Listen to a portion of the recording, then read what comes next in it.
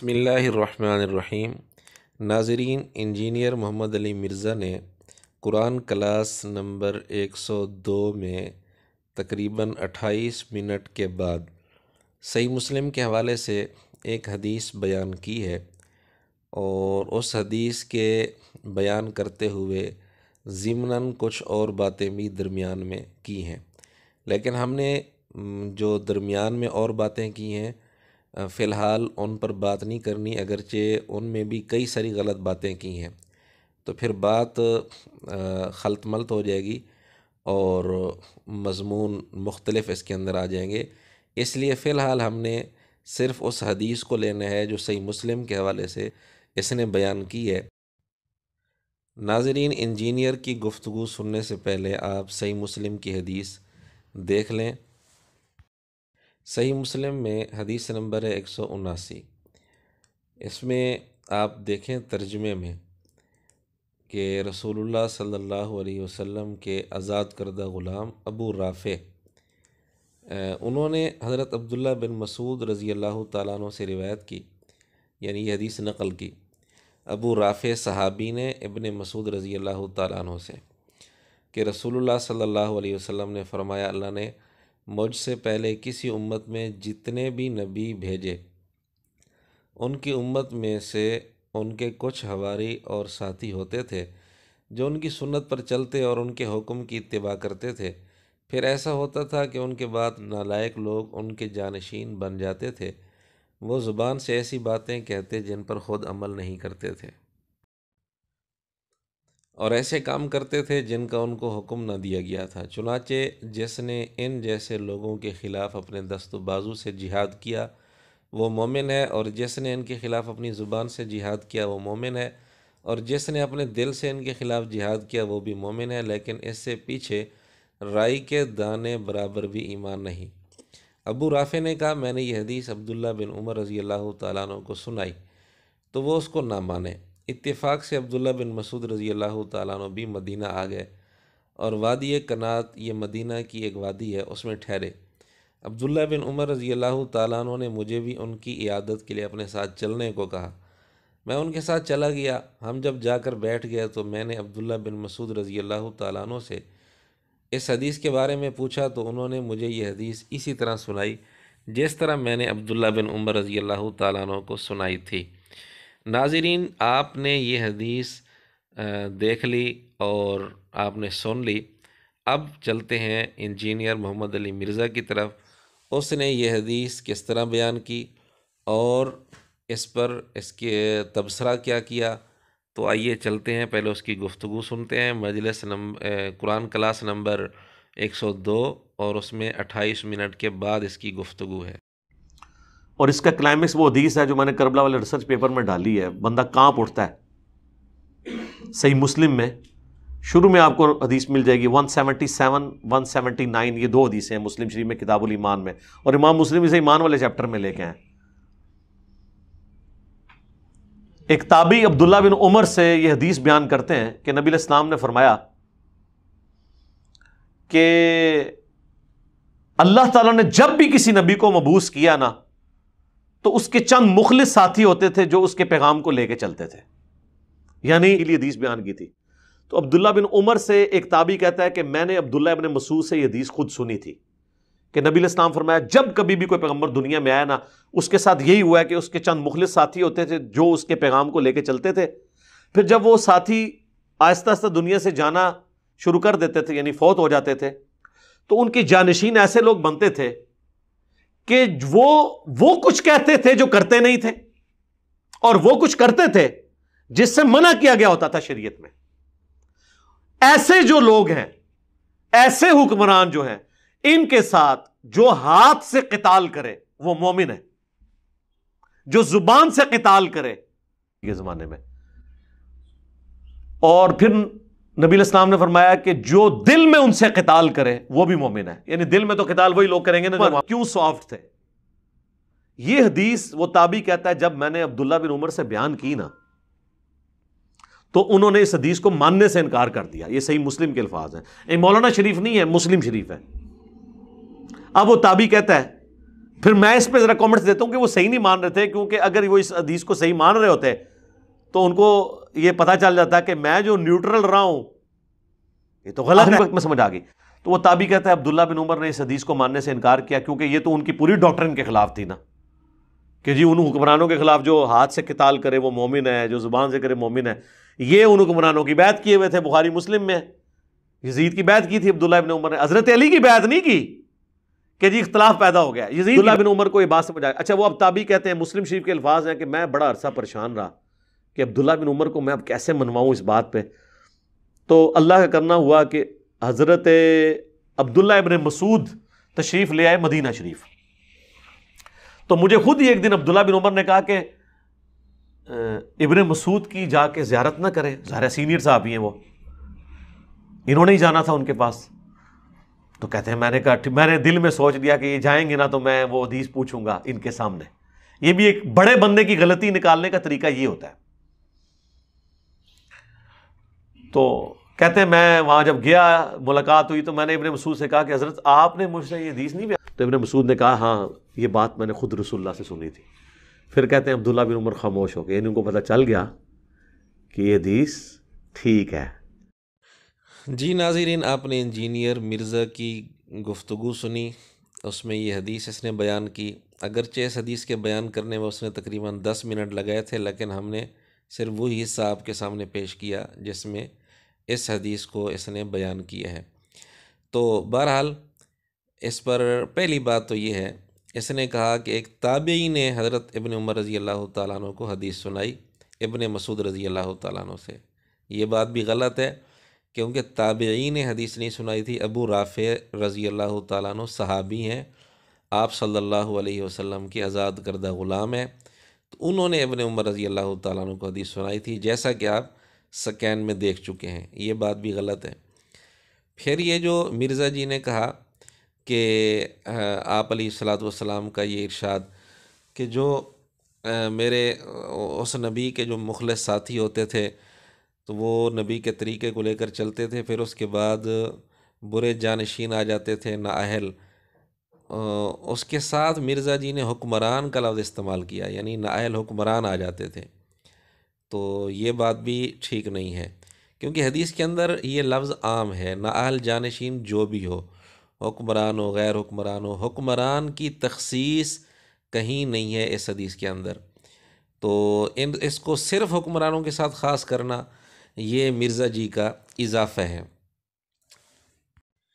تیسری بات، مرزا جی نے الفاظ استعمال کیے ہیں کہ جو ان کے ساتھ ہاتھ سے قتال کرے وہ بھی مومن ہے، جو زبان سے قتال کرے وہ بھی مومن ہے۔ تو یہ بات بھی مرزا جی کی بالکل غلط ہے اور جہالت پر مبنی ہے، کیونکہ زبان سے قتال نہیں ہوتا۔ اور اس حدیث کے اندر بھی آپ غور کر لیں، سکین آپ دیکھ چکے ہیں، اس میں قتال کا لفظ نہیں جہاد کا لفظ ہے۔ جہاد اور قتال دونوں لفظوں میں بڑا فرق ہے۔ زبان سے جہاد تو ہوتا ہے لیکن زبان سے قتال نہیں ہوتا۔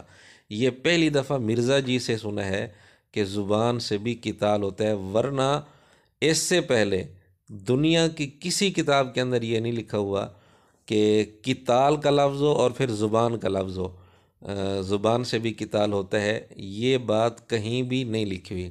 تو بہرحال یہ بھی مرزا جی کی بہت بڑی جہالت ہے، لیکن افسوس ہے کہ یہی اسی موقع پر جب یہ زبان سے قتال والی بات کر رہے ہیں، اسی موقع پر ہی انہوں نے بڑا اپنا غرور دکھایا۔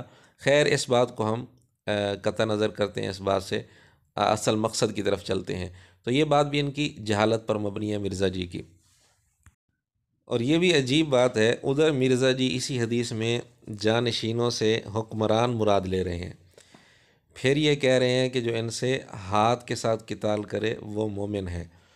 تو مرزا جی آپ سے ہمارا سوال ہے، کیا نااہل حکمران سے عوام الناس کے لیے ہاتھ سے قتال کرنا درست ہے یا نہیں؟ آپ نے بارہا کئی موقعوں پر یہ نظریہ پیش کیا، حکمرانوں کے ساتھ یعنی زبان ہاتھ کے ساتھ قتال نہیں کر سکتے۔ ادھر آپ یہ نظریہ دیتے ہیں کہ حکمرانوں کے خلاف مسلح قتال کرنا یہ درست نہیں ہے، چاہے حکمران نااہل ہی کیوں نہ ہوں۔ اور ادھر آپ اس حدیث کے اندر جانشینوں سے حکمران مراد لے رہے ہیں، یہ عجیب آپ کا تضاد ہے۔ خیر، ہم اصل مقصد کی طرف چلتے ہیں۔ چوتھی بات یہ ہے جو ہماری آج کی اصل مقصودی بات ہے، جس پر ہم نے تفصیل عرض کرنی ہے، وہ یہ ہے کہ مرزا جی کہہ رہے ہیں اپنی گفتگو میں کہ ابن عمر رضی اللہ تعالیٰ عنہ کو جب بقول مرزا جی کے تابعی نے حدیث سنائی تھی، لیکن در حقیقت صحابی نے حدیث سنائی تھی، ابو رافع رضی اللہ تعالیٰ عنہ نے۔ تو ابن عمر رضی اللہ تعالیٰ عنہ نے حدیث کو تسلیم نہیں کیا، ماننے سے انکار کر دیا۔ اور کیوں انکار کر دیا، اس پر مرزا جی نے اپنا کومنٹس دیا، تبصرہ کیا کہ میرا تبصرہ یہ ہے، اس بنیاد پر انکار کیا کہ ان کا اپنا جو کردار تھا وہ درست نہیں تھا، انہیں یہ حدیث اپنے کردار کے خلاف نظر آ رہی تھی۔ وہ کیسے؟ وہ اس طرح کہ انہوں نے نااہل حکمرانوں کے ہاتھ پر بیعت کی ہوئی تھی، جبکہ حدیث میں تو ہے نااہل حکمران یہ مرزا جی کے بتائے ہوئے مطلب کے مطابق کہ نااہل حکمرانوں کے ساتھ تو قتال کرنا ہے، ہاتھ کے ساتھ یا زبان سے یا دل سے۔ تو مرزا جی نے یہ کہانی بنائی کہ ابن عمر رضی اللہ تعالیٰ عنہ نے چونکہ نااہل حکمرانوں کی بیعت کر لی تھی، خاص طور پر مرزا جی نے یزید کا نام لیا ہے، آپ سن چکے ہیں کہ یزید کی چونکہ بیعت کر چکے تھے، اب یہ حدیث ان کو اپنے کردار اور عمل کے خلاف نظر آ رہی تھی، اس لیے انکار کر دیا۔ پہلی بات تو یہ ہے، ایک صحابی کے متعلق یہ کہنا کہ انہوں نے حدیث کو اس لیے نہیں مانا کہ انہیں یہ حدیث اپنے کردار کے خلاف نظر آ رہی تھی، یہ ابن عمر رضی اللہ تعالیٰ عنہ پر کتنا بڑا الزام ہے۔ تو یہ در حقیقت رافضیت نوازی کا نتیجہ ہے، بلکہ رافضیت کا نتیجہ ہے جو مرزا جی کے اندر گھس چکی ہے، اور در حقیقت یہ وہی رافضیت کی زبان بول رہے ہیں۔ تو بہرحال ابن عمر رضی اللہ تعالیٰ عنہ کے بارے میں یہ کہنا کہ انہوں نے اس بنیاد پر حدیث کا انکار کیا، یہ بھی غلط ہے۔ آگے چلیں، جو ہماری آج کی اصل وہ مقصد کی بات ہے، مرزا جی کہہ رہے ہیں کہ یزید کے ہاتھ پر چونکہ ابن عمر بیعت کر چکے تھے، بالفرض مرزا جی کی بات کو ہم لے لیتے ہیں جو انہوں نے کہانی گھڑی ہے، اب یزید کے ہاتھ پر بیعت کر چکے تھے، اس لیے حدیث کو ماننے سے انکار کر دیا۔ اب آگے چلیں، پھر ایسا ہوا کہ ابن مسعود رضی اللہ تعالیٰ عنہ مدینہ میں آئے، اور ابن عمر رضی اللہ تعالیٰ عنہ ان کو بھی ساتھ لے کر ملاقات کے لیے گئے۔ وہاں جب گئے تو ابن مسعود رضی اللہ تعالیٰ عنہ نے اس حدیث کی تصدیق کر دی، اور ابن عمر رضی اللہ تعالیٰ عنہ خاموش ہو گئے، انہوں نے یہ حدیث مان لی۔ اب ناظرین اس پر ذرا غور کریں، بہت اہم بات ہے، بہت اہم پوائنٹ ہے۔ دیکھیں، ابن مسعود رضی اللہ تعالیٰ عنہ یہ کب فوت ہوئے ہیں؟ 32 یا 33 ہجری میں فوت ہوئے ہیں، حضرت عثمان رضی اللہ تعالیٰ عنہ کے دور میں بالاتفاق حضرت ابن مسعود رضی اللہ تعالیٰ عنہ کی وفات ہوئی تھی، یعنی حضرت علی رضی اللہ تعالیٰ عنہ کی خلافت کا زمانہ آنے سے پہلے حضرت ابن مسعود رضی اللہ تعالیٰ عنہ وفات پا چکے تھے۔ اب مرزا جی کہانی کیا گھڑ رہا ہے کہ ابن عمر رضی اللہ تعالیٰ عنہ چونکہ یزید کے ہاتھ پر بیعت کر چکے تھے، یزید کے ہاتھ پر بیعت ہوئی تھی 60 ہجری یا اس کے بعد، یعنی ابن مسعود رضی اللہ تعالیٰ عنہ کی وفات کو اس وقت 25 سال سے زیادہ عرصہ گزر چکا تھا جب ابن عمر رضی اللہ تعالیٰ عنہ نے یزید کی بیعت کی تھی، تو اتنا عرصہ گزر چکا تھا۔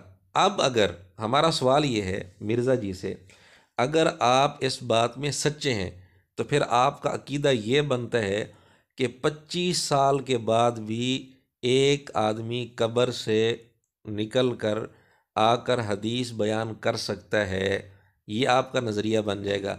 جبکہ آپ کو یاد ہوگا، ناظرین آپ کو بھی یاد ہوگا کہ انجینئر بارہا یہ اعتراض کر چکے ہیں کہ جی دیوبندیوں کا یہ عقیدہ ہے کہ ان کے حضرت قاسم نانوتوی رحمۃ اللہ علیہ 6 سال بعد قبر سے نکل کر آئے تھے اور صلح کروا کے چلے گئے تھے۔